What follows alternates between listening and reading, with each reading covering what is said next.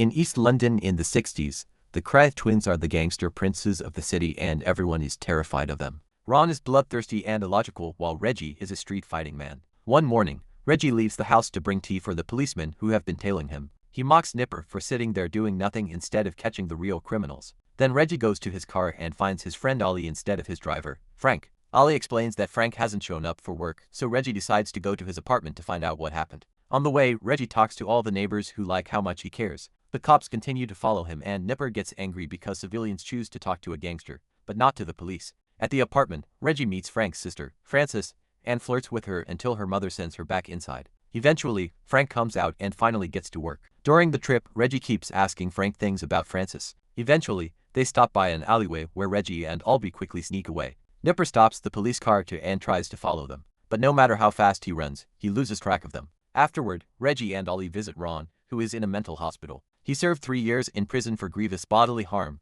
but eventually was declared insane. Ron tells them a story about using mind powers to force people to give him their food, and the duo pretends it's fascinating. Reggie is desperate to get his brother out, so he sends one of his men to threaten the psychiatrist in charge of Ron's evaluation. The doctor is so terrified after hearing Reggie's name that he tells the parole board that Ron is healthy now and can be released. After the paperwork is done, the doctor privately warns Reggie that Ron is a psychopath and gives him some medicine that Ron must take twice a day to avoid trouble. Sometime later, Frances gets ready for a date with Reggie and ignores her mother's disapproval. Reggie takes her to the club he owns, explaining that he invites both celebrities and criminals because his clients love the mix. The date is interrupted when Reggie's men take him to another table because there's something important that needs his attention. It turns out that Jack has been stealing some of the money he gets from selling illegal substances as part of Reggie's operation. To Jack's surprise, Reggie forgives him as long as he brings the money back tomorrow and promises not to steal again. Reggie even gives him a cigarette, only to then hit Jack and threaten to kill him if he does something stupid again. Then Reggie returns to the date and tries to bond with Frances. She asks him if he enjoys being a gangster, and he pretends he isn't. Instead, he says he's just a club owner. He gives a funny speech about the state of the world, and Frances kisses him. A few weeks later, Reggie takes Frances to the forest so he can introduce her to Ron, who is living in an RV. Frances notices another guy leaving the RV, so Ron explains he likes men. In fact, he shares too much information about his taste in the bedroom. He also mentions that he and Reggie will rule the whole city soon. The Cry twins have a rivalry with the torture gang from South London. The leaders are brothers Charlie and Eddie Richardson. They hang victims by their feet and painfully torture them until they give them the information they want. Today they're very angry because they found one of Reggie's men operating on their side of the river, so they send a car to run over Reggie as a warning. In revenge, Reggie sends an even bigger car to crash into the restaurant where the Richardsons are having lunch. Tired of this fight, the Richardsons send George to visit the Crays and invite them to neutral ground so they can settle things. George insults Ron and causes him to take out his gun, so Reggie sends him away. An hour later, the twins go to the meeting at a pub, only to be surrounded by the rival gang since this was a trap all along.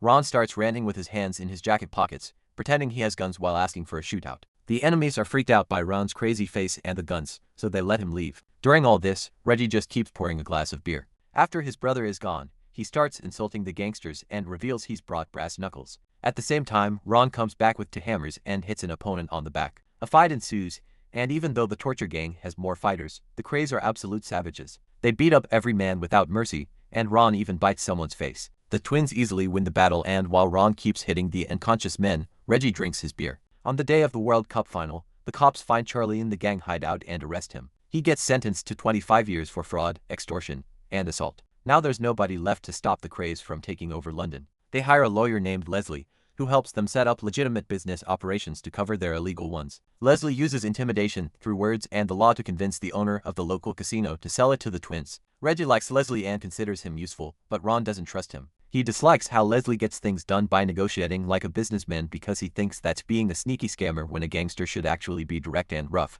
Ron also hates how Leslie keeps saying we as if he was part of the Crays. One day, Leslie informs the twins that the American Mafia wants to do business with them. Ron isn't interested in working with them, but Reggie makes Leslie set up a meeting. The situation is tense, and Reggie isn't impressed at first. However, the Americans have brought a suitcase full of money and another one full of bearer bonds. The Americans are asking for a business deal and for the profits to be divided 40-60. However, Reggie asks for 50-50. His offer is accepted and they make a toast to celebrate. Ron accidentally starts talking about his private life again, but the Americans laugh, calling him brave for admitting those things. As days pass, the casino's success continues to grow and establishes Reggie's cover as a legitimate businessman while he still does dirty business behind closed doors. Just like his pub, The casino is filled with both celebrities and criminals to attract the curious and edgy crowd. Reggie continues to date Frances, and Ron keeps on being eccentric to the point of bringing a donkey to the casino. The medicine keeps him calm, but hasn't really cured him. The end of the year approaches, and Reggie has to return to prison to finish out a sentence that had been on appeal. As soon as Reggie steps into prison, the guards brutally beat him up before taking him to his cell. All the other prisoners see him and shout encouraging words. However, Reggie is in terrible pain, and when he reaches his cell, he begs for mercy. A cop brings him water, and Reggie reveals he's been acting by stealing his handcuffs. After cuffing the guard to the bars, Reggie takes his baton and hits him while the other prisoners cheer for him. A few days later, Ron tells Frances that he's seen Reggie, and he sends his regards, but he doesn't want her to visit him. Afterward, Ron meets with Leslie and keeps asking for money for some ridiculous ideas. It seems that since his brother went to jail, Ron has slowly been losing it. He and Leslie have the same argument every day, and eventually, Ron snaps, throwing Leslie's papers off the table. He's tired of being a businessman. He just wants to be a gangster who takes the money he needs whenever he feels like it. A tired Leslie promises to try something with the bank, but also reminds Ron that he isn't afraid of him. Meanwhile, Frances goes to visit Reggie, who isn't happy about her ignoring his message because he doesn't want her to see him like this. Frances wants to report the guards who are abusing him, so Reggie has to explain to her how the corrupt system works. She wishes he would leave the criminal life behind, but he says it's not that simple. At the club, Ron interrupts a performance by badly playing an instrument. Then he takes over the microphone to mock his rich clients for their fancy lives, telling obscene jokes in the process. Nobody laughs except for his assistant, Teddy, and Leslie worries about the possible consequences. Eventually, Reggie is released and he immediately visits Frances. He climbs to her window and gives her a ring as he asks her to marry him. Frances will only accept if he promises to go clean, and Reggie swears to do so on his honor. Afterward, the couple goes to the club and Reggie is shocked to find it mostly empty. Leslie tells him that Ron has ruined things and the place will crash next week when the tax bill comes. A furious Reggie starts yelling at Ron and an argument ensues. When Frances tries to defend Reggie, Ron insults her as well. Reggie finally snaps and throws his brother on a table. The twins start fighting, brutally hurting each other with any object they can find and even drawing blood.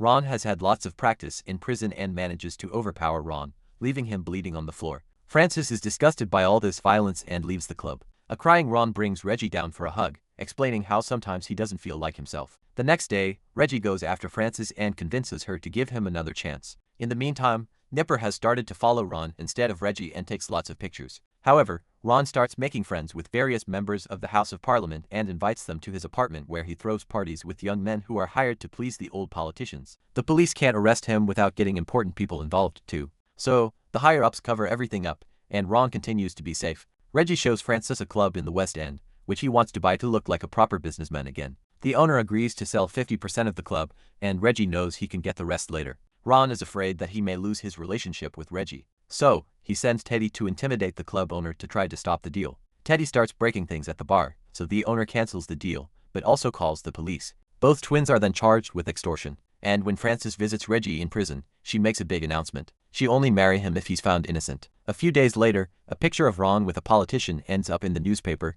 and the government rushes to cover it all up. This includes getting the twins out of jail and getting an innocent verdict. Reggie ends up buying the whole club at a discount that same night. When Nipper enters the club to investigate, Reggie mocks him, pointing out that technically Nipper works for him because he's under orders of his politician friends. The twins take a picture with Nipper and send it to the police captain, who orders Nipper to stop investigating the craze. Sometime later, Reggie and Frances finally get married. Her mother still disapproves and wears black as if it was a funeral. Before the wedding, she tries to talk her daughter out of it, but Frances ignores her. Ron notices that Frank's mother doesn't sing during the ceremony and calls her out in front of everyone. Although Reggie promised to stay clean, this doesn't last long. 2 weeks after the wedding, he's already doing dirty business again. This keeps him away from home a lot, and Frances is tired of sleeping alone. She realizes her husband really likes being a gangster after all. Frances tries to bond with Ron and his parents, but they criticize everything she does because they don't think she's good enough for Reggie. To make matters worse, Nipper has started to follow her. To deal with all this, Frances starts taking too much medicine and becomes an addict. When Jack makes another mistake, Reggie enjoys getting to beat him up. He also buys a car from Frances to keep her happy,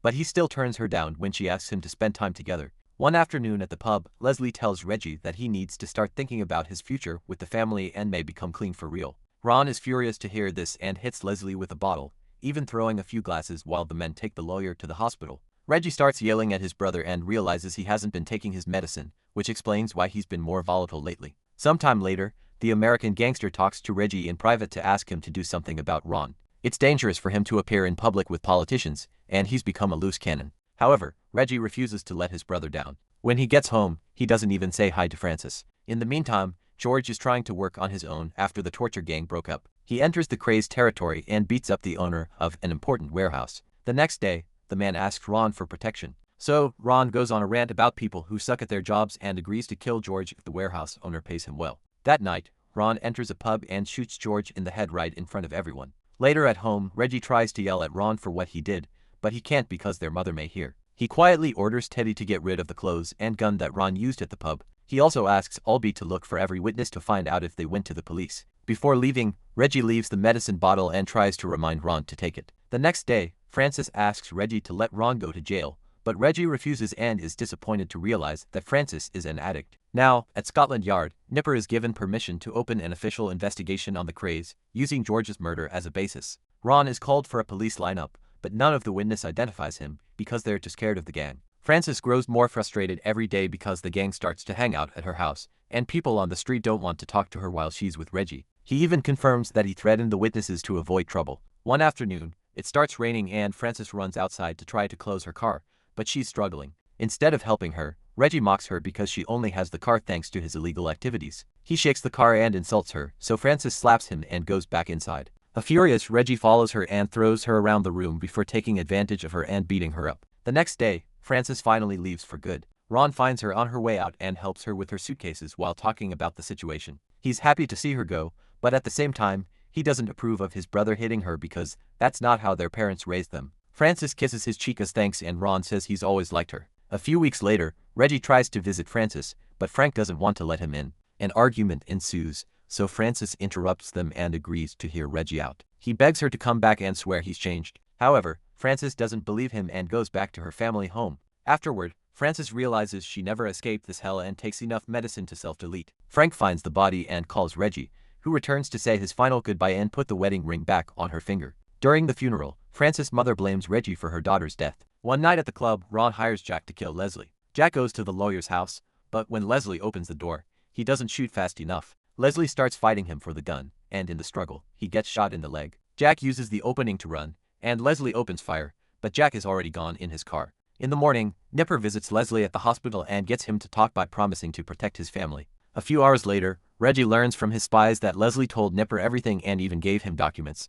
All the people who saw George die were given witness protection, so they agreed to talk, too. That night, Ron throws a party at his house, and Reggie attends because he's hungry for revenge. As soon as Jack arrives, Reggie starts yelling at him for ruining their business. Jack asks Ron for help, but Ron won't protect him. Then Jack insults Reggie for what happened to Francis. So Reggie pulls out a gun and tries to shoot him in the head, but he has no bullets. When Jack tries to run away, Reggie grabs a knife and viciously stabs him multiple times until he dies in front of all the guests. Ron asks Reggie why he did this, and Reggie explains he killed Jack because he can't kill his own brother, no matter how much he wants to. After putting the knife in Ron's pocket, Reggie leaves. Ollie follows him out to scold him for his actions, but Reggie just punches him and walks away. Thanks to all the witnesses at the party, the police finally have enough evidence to arrest the twins and ignore their influence with the parliament. This is based on the real story of the Craig twins. Reggie spent 33 years in prison and was released on compassionate grounds 2 weeks before his death in 2000. He died of cancer at 66. Ron was declared insane and sent to a mental hospital again, where he died at 61 of a heart attack in 1995.